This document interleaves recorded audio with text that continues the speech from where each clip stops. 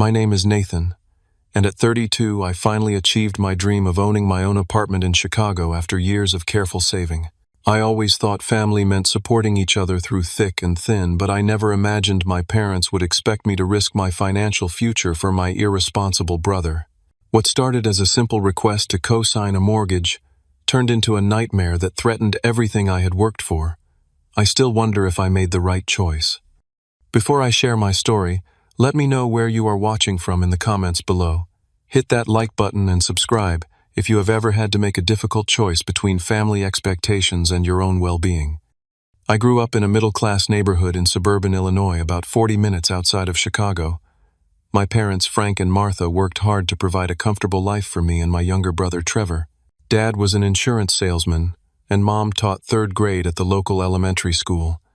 They instilled in us the value of education and hard work, always telling us that we could achieve anything if we put in the effort. From an early age, it was clear that Trevor and I were different. While I was naturally studious and responsible, Trevor was more interested in having fun and taking shortcuts. In high school, I joined the debate team, took advanced placement classes, and spent weekends studying for the SAT. My efforts paid off when I received a partial scholarship to Northwestern University, where I majored in economics. College was challenging but rewarding. I worked part-time at the university library to cover expenses my scholarship did not. After graduation in 2010, I entered the job market during one of the worst economic periods in recent history. The recession made finding work incredibly difficult, but after dozens of applications, I landed an entry-level position at a financial advisory firm in downtown Chicago. For the first few years, I lived with 3 roommates in a cramped apartment to save money. I took the bus to work every day, packed my lunches, and rarely went out with coworkers for drinks after work. Every dollar I saved went toward my dream of owning my own place. After 5 years of disciplined saving, I had enough for a down payment on a modest 1-bedroom apartment in Lincoln Park. It was nothing fancy, about 700 square feet with a small balcony overlooking a quiet street, but it was mine. I remember the day I got the keys, walking around the empty rooms, planning where each piece of furniture would go. That apartment represented everything I had worked for. Meanwhile, Trevor took a very different path. He enrolled in the state university, but dropped out after 3 semesters, claiming college was not for him. Over the next few years, he cycled through various jobs. He tried bartending, but quit because the hours were too demanding. He worked at a car dealership until he had a disagreement with the manager. He started a landscaping business that folded after 1 summer. With each failure, our parents were right there to support him both emotionally and financially. Their pattern of enabling Trevor began in childhood. If we were both assigned chores, my parents would check that mine were completed perfectly while accepting minimal effort from Trevor. If we both needed new shoes for school, I would get the practical option while Trevor got the expensive brand name pair to boost his confidence. When we fought, I was expected to be the bigger person and let things go because Trevor was more sensitive. As adults, this pattern continued. Trevor would call our parents when he was short on rent or needed a new car transmission. They always found a way to help him, even if it meant dipping into their retirement savings. When I expressed concern about this arrangement, they would say I was being selfish and that family helps family. Despite these frustrations, I tried to maintain a good relationship with my parents. I visited for Sunday dinners twice a month, called my mom regularly, and remembered their birthdays and anniversary with thoughtful gifts. I loved them and understood they meant well, even if their actions sometimes seemed unfair. When it came to Trevor, I kept a friendly but somewhat distant relationship. We would chat at family gatherings and occasionally text about sports, but I was careful not to get too involved in his personal life. I had learned from experience that getting close to Trevor often meant getting pulled into his latest crisis or scheme. Just before the events that would change our family dynamic forever, I had received a promotion at work. After 9 years with the same company, I was now a senior financial analyst with a comfortable salary and good benefits. For the first time in my adult life, I felt financially secure. I was even considering saving for a larger place, maybe a 2-bedroom condo where I could have a dedicated home office. What I did not know was that Trevor had been borrowing money from our parents more frequently than I realized. Over the years, he had taken thousands of dollars with vague promises to pay them back once he got on his feet. Of course, that day never came.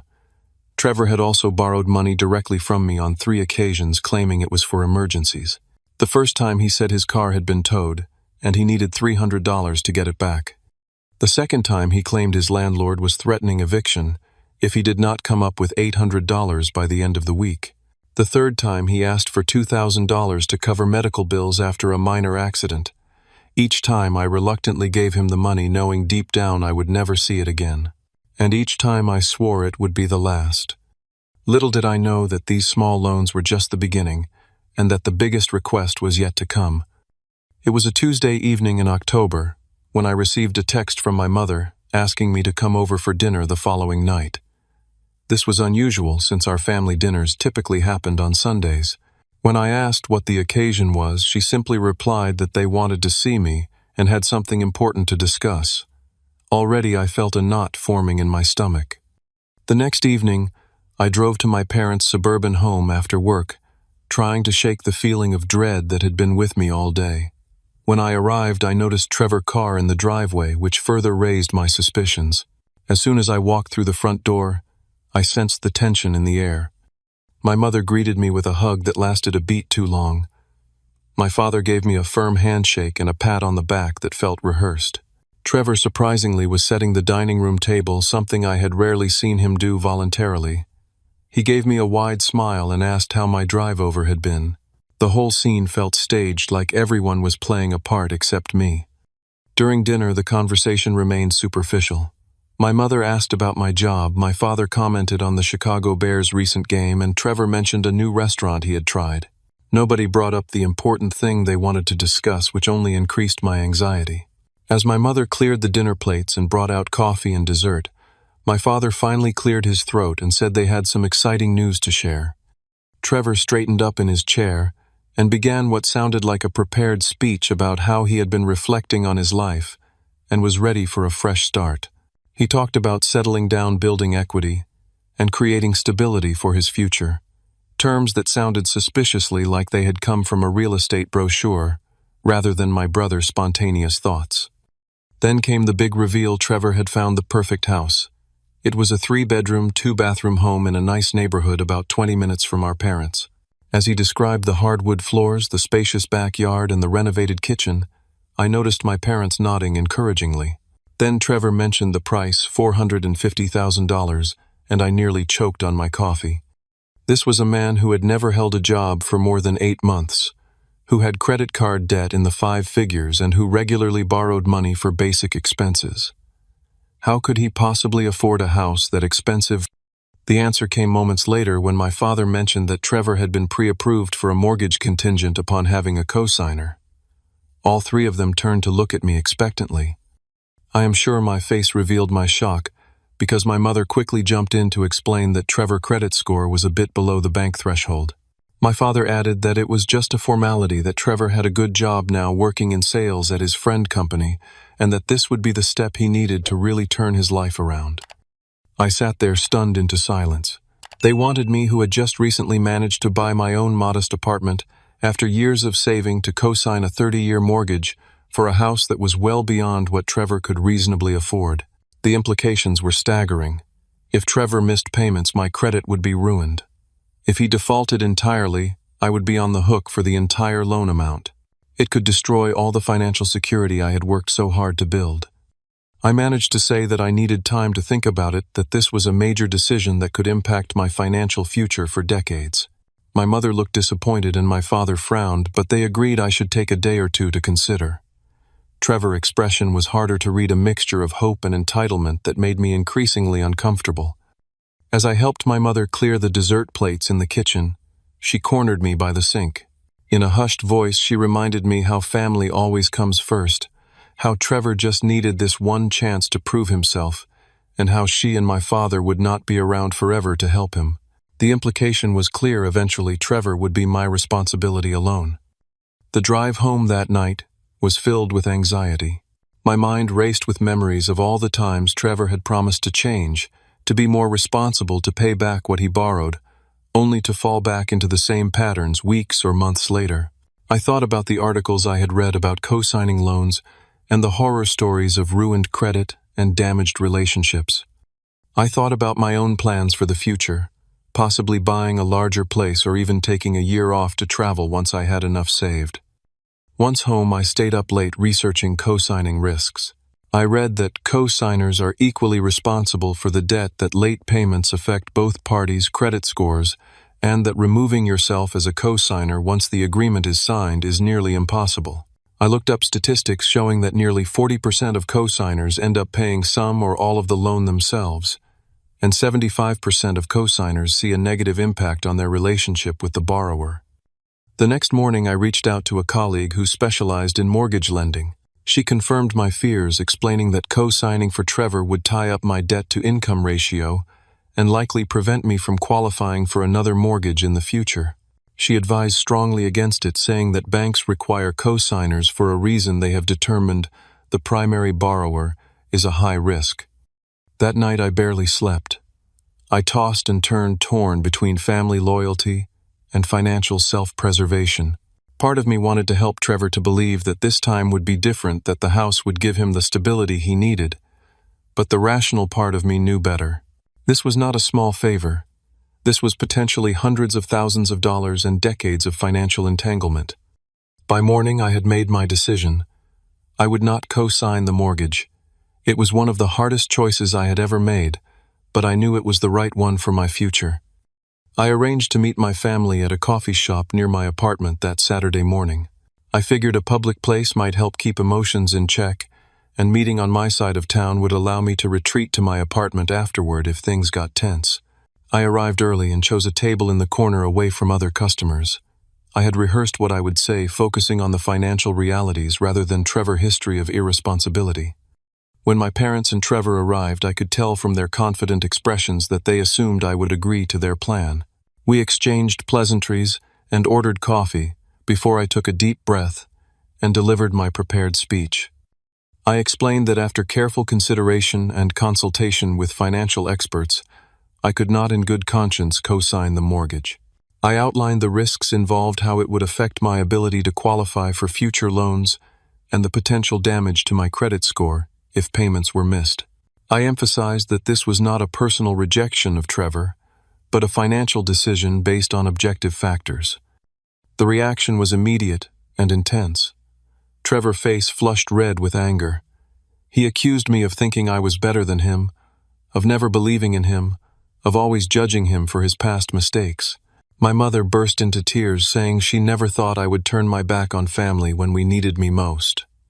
My father sat stone-faced, his disappointment radiating across the table. As Trevor's voice rose, other customers began to glance our way. I tried to keep my tone, even explaining that I wanted him to succeed, but that this particular arrangement posed too great a risk to my own financial security. This only seemed to enrage him further. He stood up, knocking his chair backward, and declared that I had always been selfish, that I cared more about money than family. Before storming out, he spat out that he hoped I enjoyed my perfect little life alone. My mother hurried after him, throwing me a hurt look over her shoulder. My father remained seated, staring into his coffee cup. After a moment of uncomfortable silence, he looked up and suggested an alternative. Perhaps Trevor could move into my apartment with me temporarily, while he saved for a more modest home of his own. I could keep the bedroom, and Trevor could sleep on the pull-out couch in the living room. It would only be for 6 months, maybe a year at most. I was speechless. My one-bedroom apartment was barely 700 square feet. The idea of sharing that small space with my brother, who had never respected my boundaries or possessions, was unthinkable. Besides, I knew that temporary arrangements with Trevor had a way of becoming permanent. When I firmly refused this suggestion as well, my father shook his head slowly.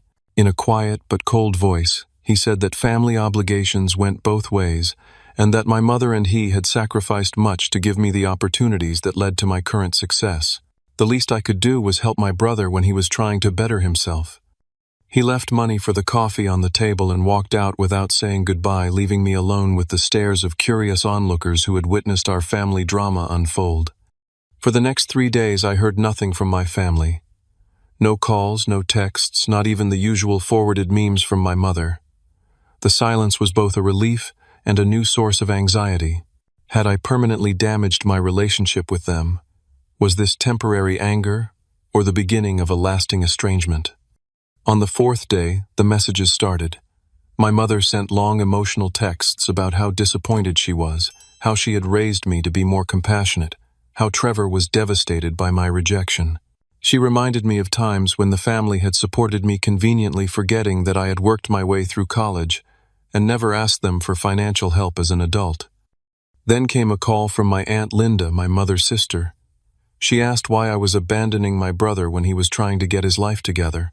It became clear that my parents had shared their version of events with the extended family, casting me as the villain who refused to help Trevor out of pure selfishness. The stress began affecting my work. I missed a deadline on an important report and found myself unable to focus during meetings. My boss noticed and asked if everything was okay. I gave a vague answer about family issues, embarrassed to admit the full situation. That weekend I met with my friend Marcus for lunch. He had known me since college and had witnessed many of Trevor's previous crises from afar. When I explained the current situation, he did not hesitate to validate my decision. "What your parents are asking is completely unreasonable," he said. "Co-signing a mortgage is not like lending someone $20. It is a massive financial commitment that could follow you for decades. You are not obligated to set yourself on fire to keep someone else warm, even if that someone is your brother." His words were reassuring, but I still felt the weight of my family disappointment. And it was about to get much heavier. The following week, I began receiving calls and messages from various family members and family friends. My cousin Ryan wanted to know why I was being so hard on Trevor. My parents' neighbor, who had known us since childhood, called to say she was surprised at my lack of family loyalty. My mother's best friend sent a Facebook message suggesting I reconsider my position for my mother's sake, as she was beside herself with worry about Trevor's future. It became clear that my parents were actively recruiting people to pressure me. They were sharing a narrative that painted Trevor as a victim of my selfishness, rather than a 30-year-old man facing the consequences of his own choices. Each call and message chipped away at my resolve, making me question whether I was in fact being unreasonable. The next week brought an escalation I had not anticipated. The calls and messages from family members continued increasing in both frequency and intensity. My Uncle Bob, my brother, called to tell me that family should always come first and that money should never come between blood relatives. My cousin Sarah sent a lengthy email recounting all the times Trevor had spoken highly of me, implying I was betraying his admiration and love. Meanwhile, Trevor had taken to social media. While never mentioning me by name, he posted vague statements about people who claim to care about you but abandon you when you need them most. He shared inspirational quotes about overcoming betrayal and finding strength when those closest to you let you down. Each post gathered sympathetic comments from friends and family, further cementing the narrative that I was the villain in this story. The situation reached a new low on Wednesday when my parents showed up unannounced at my workplace. I was in a meeting when my assistant messaged me that my parents were waiting in the lobby and insisting on seeing me. I excused myself, mortified that my family drama was now invading my professional life. When I reached the lobby, my father was pacing while my mother sat rigidly on a visitor chair. As soon as they saw me, they approached my father's face set in determination. "We need to talk about this ridiculous situation," he said, his voice carrying across the lobby. Several of my colleagues glanced over curiously. I tried to guide my parents toward the exit, suggesting we could discuss this after work, but my father refused to budge.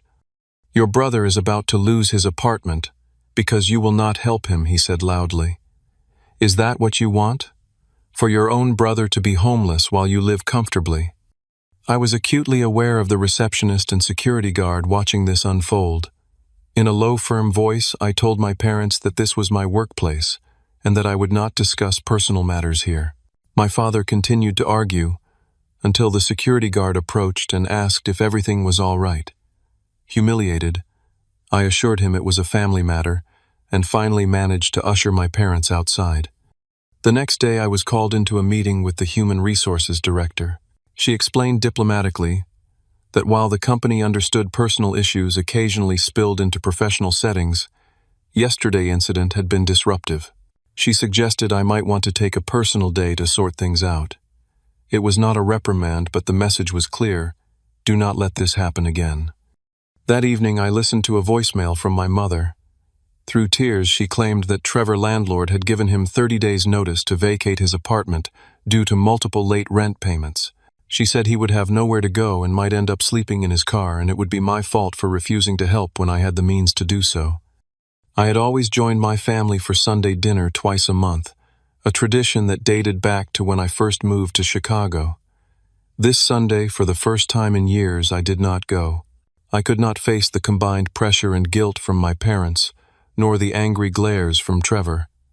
Instead, I stayed home, ignored their calls, and tried to enjoy a quiet day to myself. It felt strange and somewhat sad, but also necessary for my mental health. On Monday, a mutual friend called to check on me. He revealed that Trevor had been telling people that I had promised to help him buy a house, but had backed out at the last minute, leaving him in a desperate situation. This was a complete fabrication, but it explained why some friends had been giving me strange looks and making comments about keeping promises. Through this friend, I also learned something Trevor had not disclosed to me or our parents. When asking for my help, he had significant gambling debts. Apparently, he had been frequenting casinos and online poker sites for years, accumulating losses in the tens of thousands of dollars. This revelation confirmed that my instinct to refuse co-signing had been correct. Trevor's financial problems went far beyond what a new house could solve. Later that week, Trevor's girlfriend Lisa called me directly. We had met only a few times at family gatherings and had never spoken one-on-one before. She pleaded with me to reconsider, saying that Trevor was really trying to change and that having a stable home would help him overcome his gambling habit. When I asked why she did not co-sign for the mortgage herself, she admitted that her credit was even worse than Trevor. This did nothing to inspire confidence in their joint financial future. The pressure campaign reached a surreal peak when I returned home from work one evening to find Trevor sitting on the steps outside my building, 2 large suitcases beside him. When he saw me, he stood up and announced that our parents had told him he could stay with me until he found a new place. He had not consulted me about this plan, nor had my parents. I firmly told him he could not stay with me. This led to a heated argument on my doorstep, loud enough that my neighbor Mrs. Thompson opened her door to check what was happening. Trevor accused me of wanting him to be homeless, of never caring about him, of always thinking I was too good for my own family. I maintained that he was an adult responsible for his own housing, and that showing up unannounced with luggage was inappropriate and manipulative. Eventually, Trevor called our father to come pick him up, but not before threatening that I would regret my decision. As he waited for our father to arrive, he sat on his suitcase, staring at me with such hatred that I retreated into my apartment and locked the door. The weeks of constant pressure and confrontation began to take a toll on my mental and physical health. I had trouble sleeping, lost my appetite, and found it difficult to concentrate at work.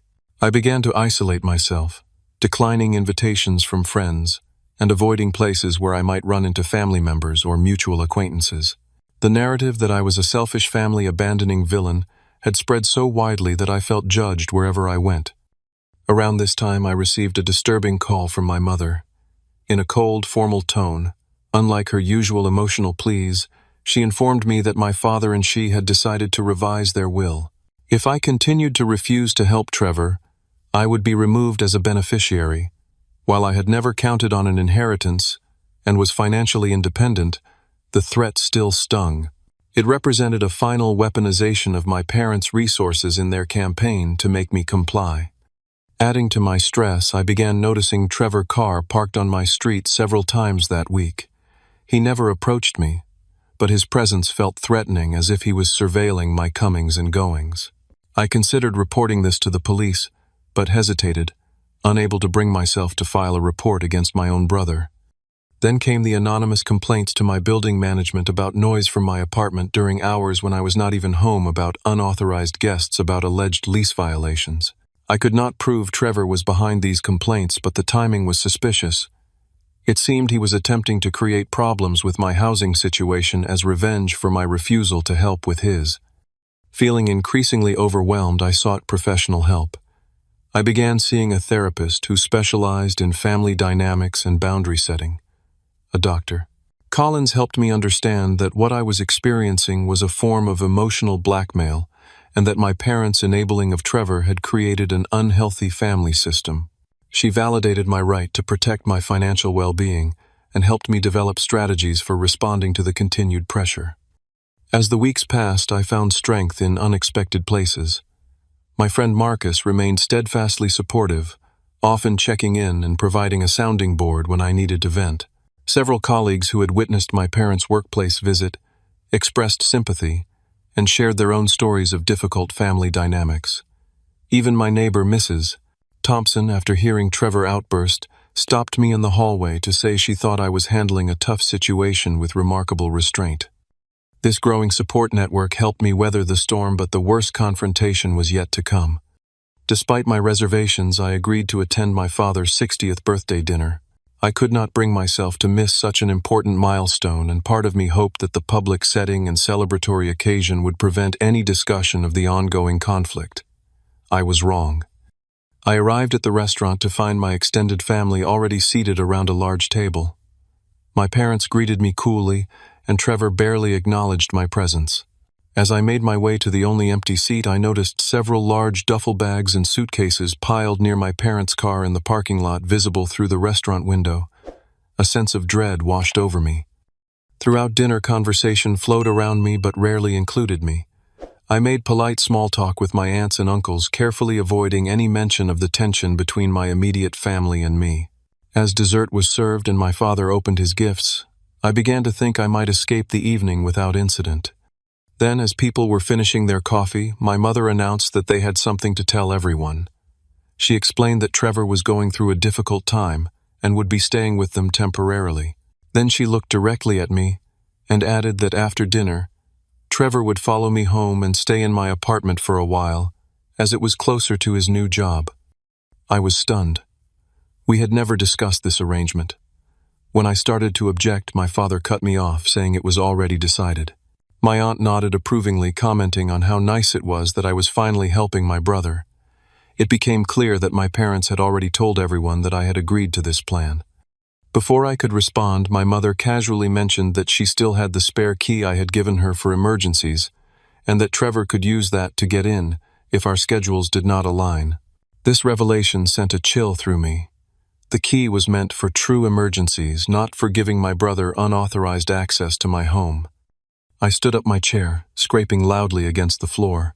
In a voice that shook slightly with anger, I stated clearly that Trevor would not be staying with me, that I had never agreed to such an arrangement, and that I expected my mother to return my spare key immediately. The table fell silent. Then Trevor stood up as well, his face contorted with rage. He revealed that his landlord had not just given him notice, he had already been evicted for non-payment of rent. He had nowhere to go, and it was my fault for not helping him when I could have. My father joined the fray, admitting something they had concealed before they had co-signed for Trevor twice in the past, once for a car loan and once for a previous apartment. Both times had ended in disaster, with Trevor defaulting on payments, and my parents having to cover thousands of dollars to protect their own credit. This was why they wanted me to step in this time. They simply could not afford to take another financial hit. The conversation escalated into a full-blown argument. My father issued an ultimatum: either I helped Trevor by letting him stay with me, or I would no longer be welcome in the family. My mother began crying. Other family members chose sides, and the restaurant manager approached to ask us to keep our voices down. I looked around the table at the faces of my family, some angry, some tearful, some uncomfortable, and made my decision. I placed money on the table for my portion of the meal, apologized to my father for missing the remainder of his birthday celebration, and walked out. My hands shook so badly on the drive home that I had to pull over once to collect myself. My breathing was shallow, my heart racing, and I recognized I was having a panic attack. I sat in my car for 20 minutes, practicing the calming techniques my therapist had taught me before continuing home. When I arrived at my apartment building, my worst fears were confirmed. Trevor was already there, standing in the lobby with a key in his hand, the spare key my mother had given him. Seeing me, he smirked and said, "Mom said you might try to back out, so she gave me this just in case." I told him firmly that he was not welcome to stay, and that using the key without my permission would constitute breaking and entering. He laughed and pushed past me, heading for the elevator. I followed, increasingly panicked at the thought of him entering my private space against my will. When we reached my floor, I found he had already used the key to open my apartment door.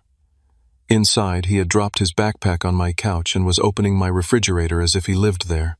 When I demanded he leave immediately, he refused, saying our parents had given him permission to stay. What followed was a physical confrontation I never could have anticipated. When I tried to take my key back from him, Trevor shoved me against the wall. I pushed back defensively, and he grabbed a framed photo from my shelf and threw it at me. The glass shattered on the floor as I ducked. The noise prompted my neighbor, Mrs. Thompson, to knock on the door, asking if everything was all right. When I opened the door, she saw the broken glass and Trevor's aggressive stance, and immediately called building security. Trevor continued to insist he had a right to be there, that our parents had given him permission, that I was the one causing problems. The building security guard arrived and asked to see identification and proof of residency. I showed my driver license with my address and explained that Trevor was not a tenant or invited guest. Trevor argued that he had a key, which meant I had given him permission. The guard, uncertain of how to proceed in what appeared to be a family dispute, called the building manager. While waiting for the manager to arrive, my parents showed up, having followed Trevor to my apartment after the disastrous dinner. They joined Trevor's side, insisting that as my family, they had every right to decide that Trevor could stay with me.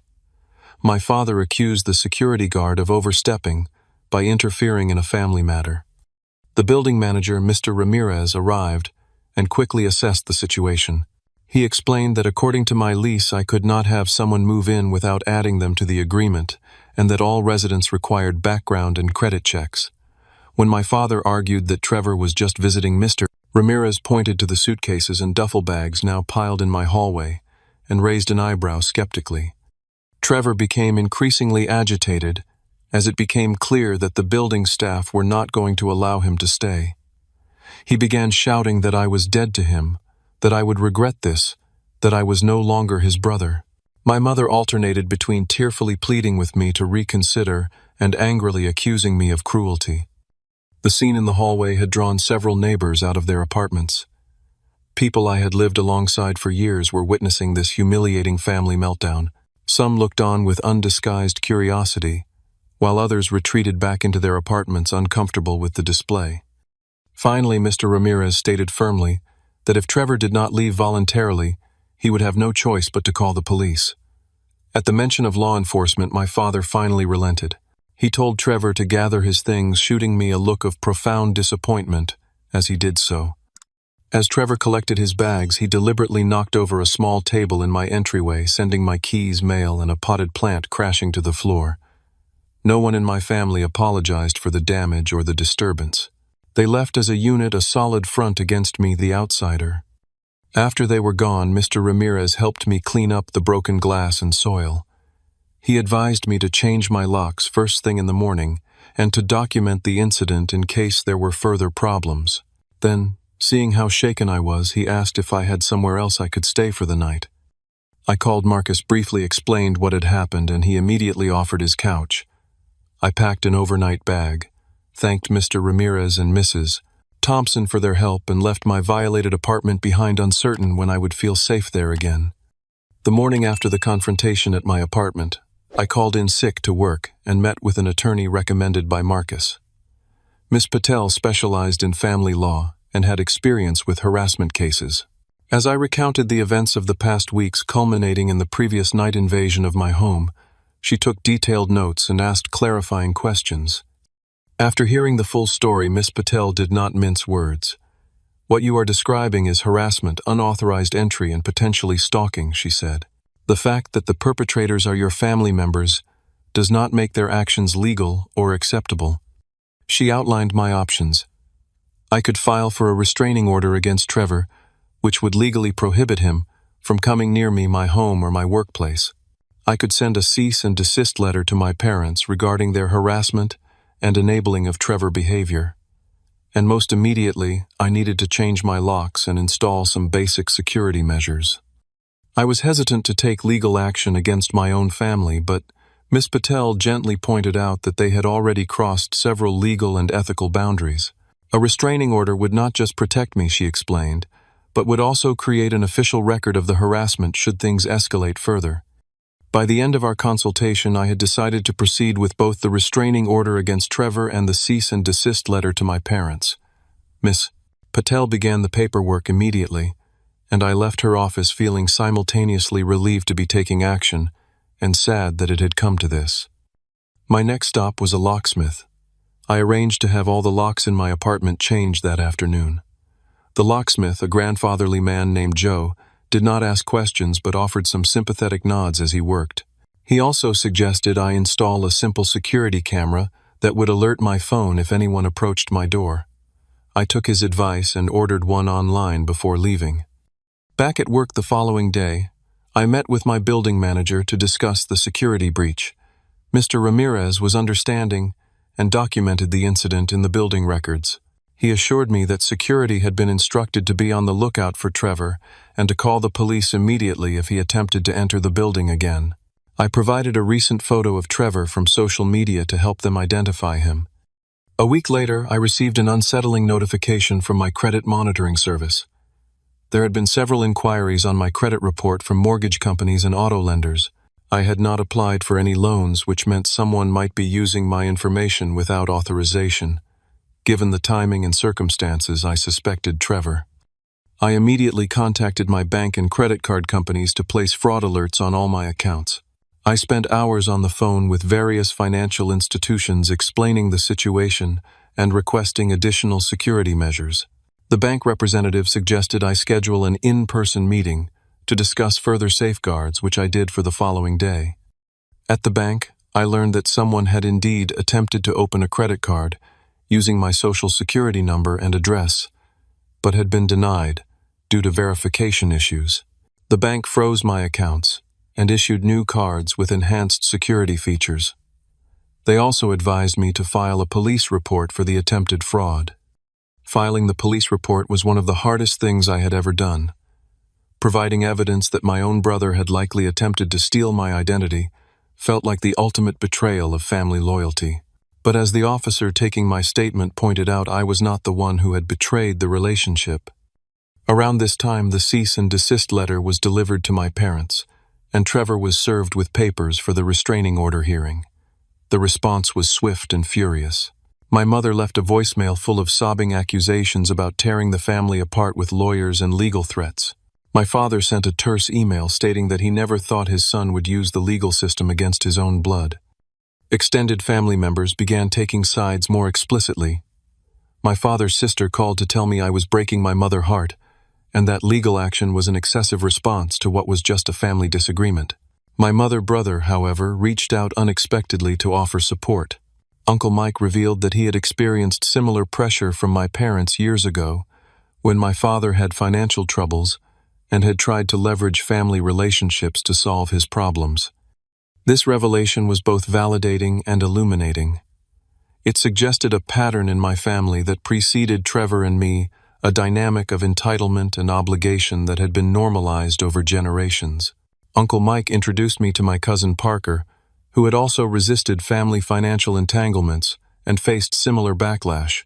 The three of us formed an impromptu support group sharing strategies for maintaining boundaries while weathering the emotional storm of family disapproval. Meanwhile, Trevor life continued to unravel, and predictably, I was blamed for each new setback. When he lost his job 2 weeks after our confrontation, my parents claimed it was because the stress of my legal action had affected his work performance. When he could not find a new apartment due to his eviction history and poor credit, it was because I had selfishly refused to help him when he needed it most. The next attempt to manipulate me came in the form of a compromise offered by my parents.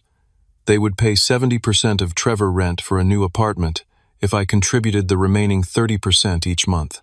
It was presented as a reasonable solution, a way for the family to come together to help Trevor without placing the entire burden on any one person.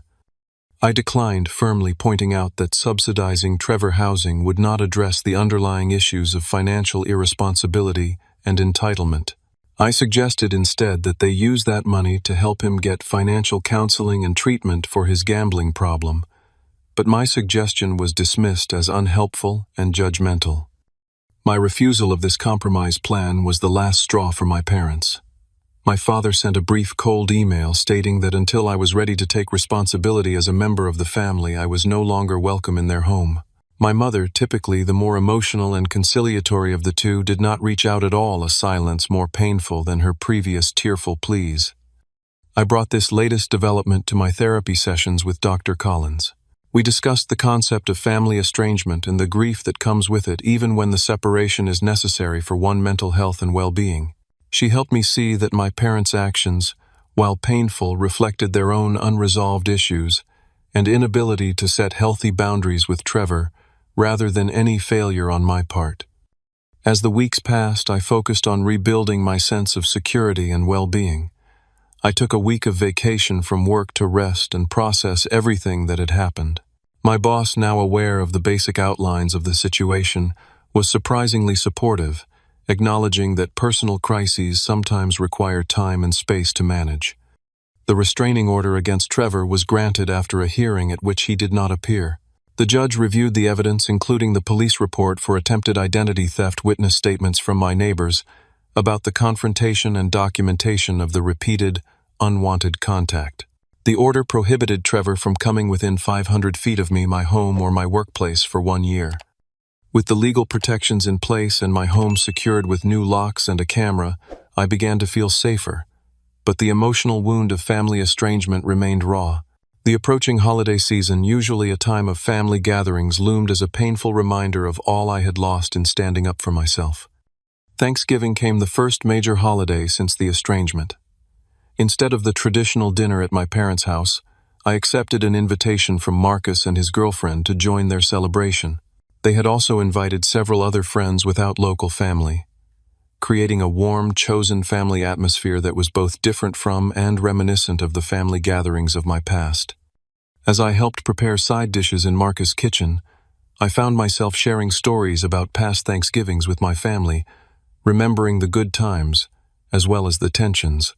There was a bittersweetness to these memories, a recognition that even flawed family relationships had provided connection and belonging that I now had to find elsewhere. The day after Thanksgiving, traditionally spent decorating for Christmas with my mother, I decided to create new traditions for myself. I bought a small tree for my apartment and decorated it with ornaments that reflected my own tastes and experiences rather than family history. I made plans to volunteer at a local food bank on Christmas Eve and accepted an invitation to a New Year Eve party with colleagues. Step by step, I was building a life defined by my own choices rather than family expectations. Throughout this period, I maintained contact with Uncle Mike and Cousin Parker, finding comfort in connecting with family members who understood and respected my boundaries. Through them, I occasionally received news about my parents and Trevor, learning that Trevor had moved in with my parents indefinitely and that they were helping him apply for government assistance programs. While I worried about the long-term sustainability of this arrangement, I recognized it was no longer my problem to solve. By the time Christmas arrived, I had developed a new perspective on family relationships. I understood that true support meant encouraging independence and responsibility, not enabling dependency and entitlement. I saw that my parents, despite their flaws, were acting out of love for Trevor, however misguided their methods. And I recognized that my love for my family did not require sacrificing my financial security or submitting to emotional manipulation. This understanding did not erase the pain of estrangement, but it allowed me to hold it with greater compassion for everyone involved, including myself. 6 months after the confrontation at my apartment, life had settled into a new normal. The restraining order against Trevor remained in effect, and there had been no further attempts at contact from him. My parents and I had exchanged brief formal messages regarding practical matters like my grandmother's 80th birthday, but our relationship remained distant and strained. My career had recovered from the period of distraction and stress. In fact, I had recently been given responsibility for a major new client account, a vote of confidence from my supervisors that validated my renewed focus and commitment. My financial situation was stable and I was back on track with my long-term savings goals. The apartment that had been the center of so much conflict now felt fully mine again. The new security measures had restored my sense of safety, and I had rearranged the furniture and redecorated several rooms, symbolically reclaiming the space. The broken picture frame from the confrontation had been replaced with a new one containing a photo of my chosen family friends who had supported me through the crisis. Through Uncle Mike, I occasionally received updates about Trevor. After several months of living with our parents, he had found a room to rent in a shared house. The rent was modest enough that he could afford it with his new job at a warehouse. My parents were still providing some financial support, but on a much smaller scale than before. Most surprisingly, Trevor had apparently begun attending Gamblers Anonymous meetings, a small but significant step toward addressing one of his underlying issues. My parents had also made some changes. According to Uncle Mike, they had started seeing a family therapist initially to deal with their grief over the estrangement from me, but gradually exploring their role in enabling Trevor behavior. While I was cautiously hopeful about these developments, I maintained my boundaries knowing that meaningful change would take time and consistency to prove itself. My relationship with the extended family had evolved in unexpected ways. Some relatives who had initially condemned my actions now reached out with tentative understanding, having witnessed more of Trevor behavior or having heard more details about the situation. Others remained firmly aligned with my parents, maintaining that family loyalty should supersede all other considerations. I accepted both reactions with equanimity, no longer seeking universal approval for my choices. The support network I had built during the crisis had strengthened and expanded.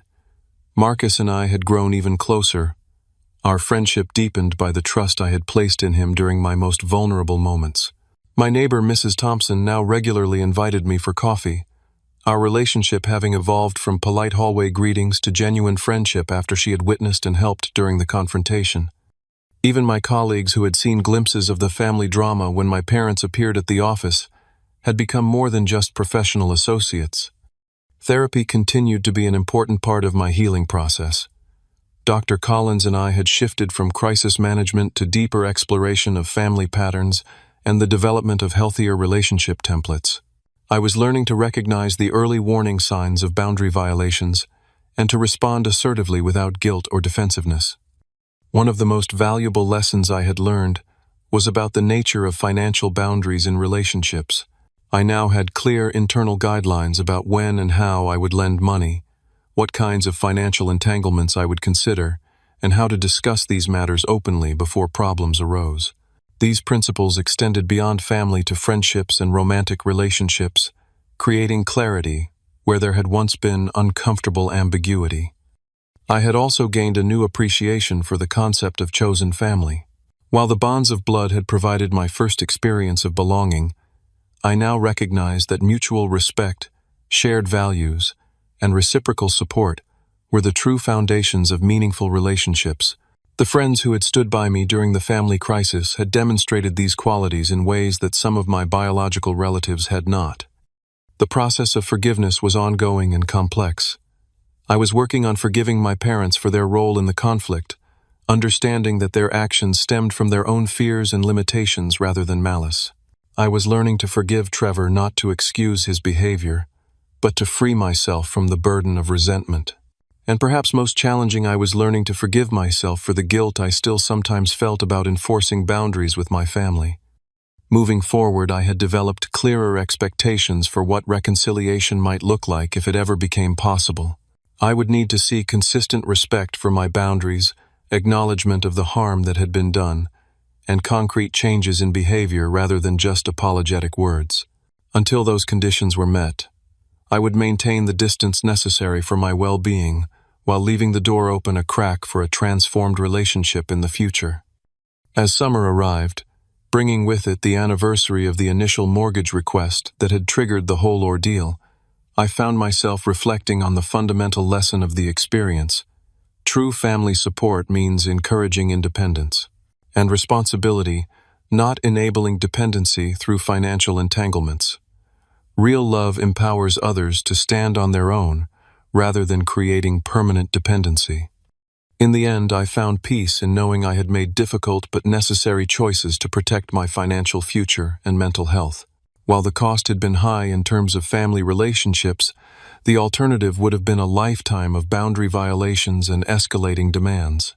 By standing firm, I had not only preserved my own well-being, but had potentially created the conditions for my family to develop healthier dynamics in the long run. Have you ever had to make a difficult choice between family expectations and your own well-being? I would love to hear your stories in the comments below.